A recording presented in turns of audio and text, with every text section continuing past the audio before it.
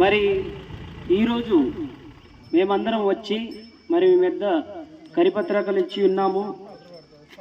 మేము వచ్చిన కారణం ఏంటంటే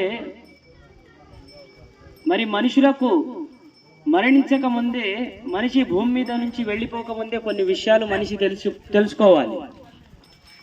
ఎందుకంటే భూమి మీద ఎందరో మనుషులు మనకంటే ముందున్నవారు, మనకంటే పెద్దవారు, ఎంతోమంది మన ముందు ఉన్నవారు పుట్టారు, చనిపోయారు. అందరూ పుడుతున్నారు, మరి చనిపోతున్నారు. ఇలాగే ఒక చక్రంలా ఇది జరుగుతుంది. అయితే దీని మధ్యలో మరి దేవుడు మనుషులను పుట్టించడానికి గల కారణం ఏంటి? ఎందుకు మనిషి భూమి మీద పుడుతున్నాడు? ఎందుకు చనిపోతున్నాడు? మరి ఇంతేనా జీవితం అని ఆలోచించగలిగితే మరి దాని వెనకాల ఒక పరమార్థం దేవుడు పెట్టాడండి. మరి దేవుడు మరి మనిషిలో ఆత్మను ఉంచాడు. అదే బైబిల్ గ్రంథం సెలవిస్తుంది.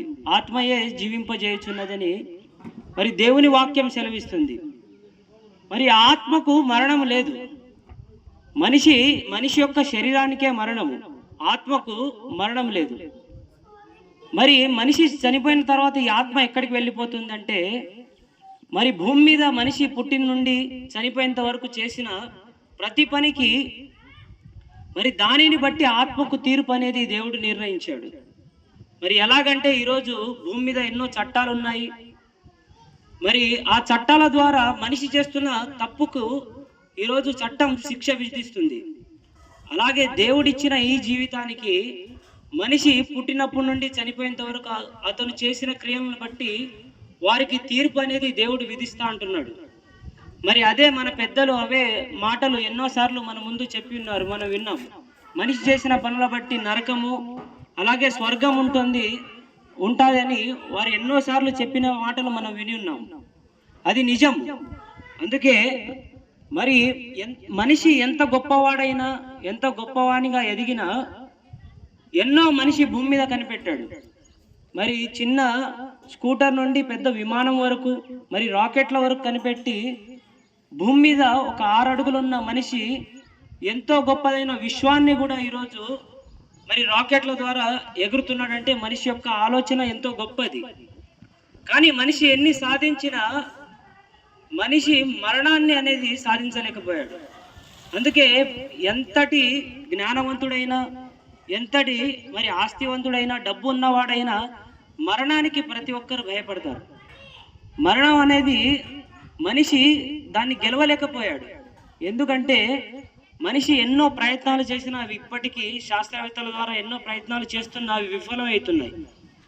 మరి మనిషి మరణాన్ని ఎలా గెలిచాలని ఎన్నో 10 విధాలుగా ఆలోచన చేసినా మరి అతనికి అంతు చిక్కలేదు. ఎందుకంటే మరణం అనేది దేవుడు మనిషికి పెట్టాడు. పుట్టిన తర్వాత ప్రతి మనిషి మరణించాల్సింది. మరి అలాంటి మరణాన్ని ఎలా గెలవాలో, ఆ మరణం తర్వాత ఉన్న జీవితాన్ని ఎలా పొందాలో కేవలం బైబిల్ గ్రంథమే మనకు సెలవిస్తుంది. మరి ఆ మరణాన్ని గెలవడానికే 2026 సంవత్సరాల క్రితం యేసుక్రీస్తు అనే వ్యక్తి భూమి మీద జన్మించాడు. ఆయన ఏ మతానికి, కులానికి సంబంధించిన వాడు కాదు. పరిశుద్ధుడుగా మనిషి ఎలా బ్రతకాలో ఆయన బ్రతికి భూమి మీద జీవించాడు.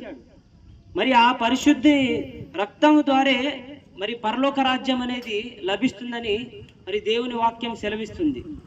కాబట్టి ఈ మాటలు ఏ మతానికో కులానికో సంబంధించినవి కాదు, కానీ మనిషి మరణం తర్వాత మరొక జీవితం ఉందని, మరొక మార్గం ఉందని తెలిపే మరి మాటలే ఈ వాక్యాలు. కాబట్టి ఆలోచన చేయండి. మనిషి యొక్క జీవితము భూమి మీద ఒక్కటే కాదు, దాని తర్వాత అనంతమైన జీవితం ఉంది. దానికి మనిషికి ఆ జీవితాన్ని పొందడానికి పరిశుద్ధత కావాలి. ఆ పరిశుద్ధత కేవలం యేసుక్రీస్తు వారి వలనే సాధ్యం.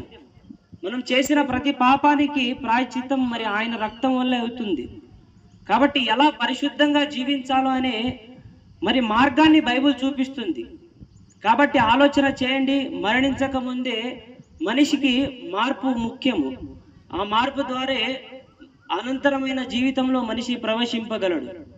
కాబట్టి ఈ మాటలు విని మీరు ఆలోచింపజేస్తారని కోరుతూ చిన్ని మాటలు ముగిస్తున్నాను.